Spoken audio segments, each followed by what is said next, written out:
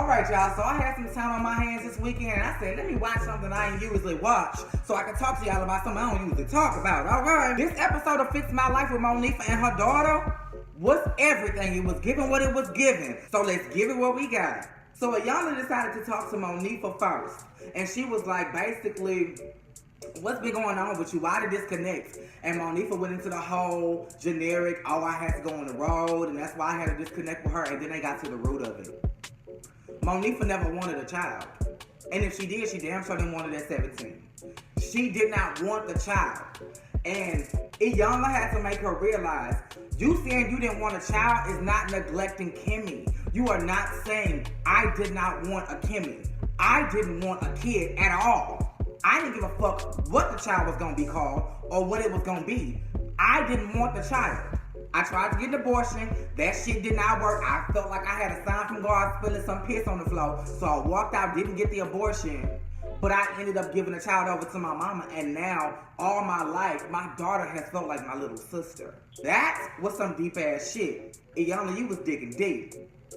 And apparently so was Monifah. I will give you that. You was digging, Monifah. You did your work. You did your homework.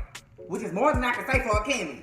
And a Kimmy, that little hallelujah attitude you had brought to R&B Divas, I was just knowing that you was going to be all in for the win, bitch. You didn't even do your homework. Now, after she had a Kimmy and passed her off to the mama, then she got on alcohol and drugs.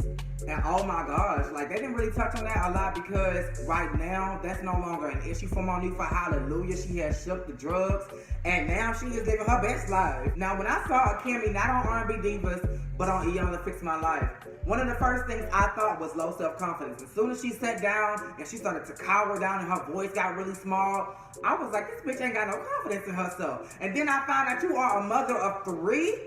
Mama, you gotta shake that because them girls, not that you got 2 boys and a girl, them kids in general are gonna take from you. Especially that little girl. She gonna wanna be exactly who you are. And believe me, I know what the fuck I'm talking about. I got a sister-in-law right now who literally spits my niece out. That little girl wanna be everything her mother is. And nothing that her mother is not. Now, aside from the fact that you didn't do your homework, you opened up a little bit. You was like, I don't feel a connection with my mother. I always feel like a pest, and I know how that feels. I have felt that way, but you need to maybe get that checked out, mama, because mine is past trauma. And one sit down with Ayana ain't gonna fix it, bitch. I got a therapy session this Thursday, okay? To gather and sift through my motherfucking shit. So I suggest you do the same with Kimmy, okay? She didn't feel a connection. She never said she felt like a sister, but she was just like, I always felt like I wasn't wanted, you know? My mama called me stupid, and that's another thing. You may think that the small stuff you say to kids don't matter, but the most insignificant thing to you may mean the world of somebody else. My mother told me one time, and I tell a lot of y'all my business. I was very connected to older women.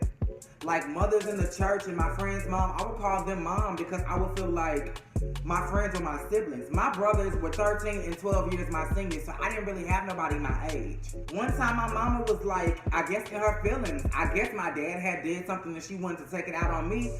And she basically was lashing out at me because she said I made her feel less of a mother when I would call other people mom or, you know, attach myself to other people. Let's say it was a 3 o'clock service or a second service going on at the church. I would ask to leave and go with somebody else because I knew I was coming back with my mama. Oh, mama, can I go with Rochelle? Oh, mama, can I go with her? Oh, mama, can I go with... And that made her feel some type of way. She said, I don't like you calling nobody else mama because that makes me feel bad. And I never forgot it. I'm 28 and I have never forgotten that. And until I sift through my shit with the therapist, I don't think that I ever will. And that was just an example to show y'all. My mama probably don't even remember saying that shit to me. I remember where I was. I remember where the car was. I remember which side of the backseat I sat on. I remember what I was wearing. I remember everything about that moment because it made me feel something. Same thing with Kimmy. Her mama was like, are you dumb? Are you retarded? And here this woman is damn near 30 years old and she still hasn't forgotten that. It means something. So watch what y'all say to y'all kids and nephews and little kids. They soak up everything. They're sponges. So make sure you pouring good shit into them kids. Because if you don't, when you go to squeeze them, every nasty thing you ever poured into them is going to come right out and go on to whoever else they dealing with. And you don't want that. Why did I become Ayana so fast, bitch? Should I take up counseling? I did my work. I do my work. Now, what I thought was really significant about this is that before she had her 3 kids, Akemi, she was pregnant around the same time Monifah was pregnant. She calls Monifah because she don't really want to tell nobody. And Monifah basically tells her, do what you gotta do, bitch. Get the abortion. You didn't abort your situation. Why would you turn around and then tell somebody else to abort that baby? Because you don't want to be the grandmother. You don't want to be what your mother was to Akemi. You don't want to be out here raising your daughter's child because your daughter wasn't ready for a child. You didn't want that. And that was a selfish ass move to tell your daughter to kill her baby. I am against abortion. Like, oh, there are very few cases, like if you rape or some shit. Other than that, bitch, I'm not with it. You laid your bitch ass down to make this baby, now stand your ass up and take care of it. Hallelujah. Now these daughter dollars. Y'all, the daughter dollars is what broke me and made me start crying. Baby, at first Monifah was like, she was raking up her dollars. My mama did this, my mama did that, my mama did this, my mama did that. Raking up the money. And then she happened to look over to the side. Baby, Kimmy had like $3.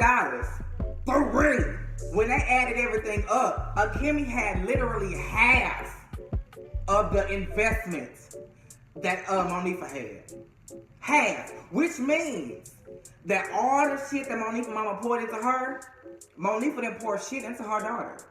Cause the bucks, catch this, the daughter dollars that Akemi got was from the shit that her grandmother did. How if you hear me? Monifah contributed nothing to those daughter dollars. And then when she was basically telling her, like, I was afraid of you, it just broke me. Because in that moment, I think Monifah understood, like, damn. Like, I really fucked you up. I really fucked up with you. And I gotta do better. And last but not least, we got these flashcards. Because I'm not really going to get into day 2. Because day 2 was really reflections. And them just, coming to terms with what they've learned from the first day. Everything happened the first day. Baby, them flashcards. Iyanla had her spell out, how could you? You dirty bitch. You tried me. You left me. You did this, you did that. And at first, Kimmy wasn't really digging. She was like, how could you badge? I do badge. And then she was like, nah, dig. You gotta do your work. You didn't do your homework, bitch, so the least you can do is really participate in this.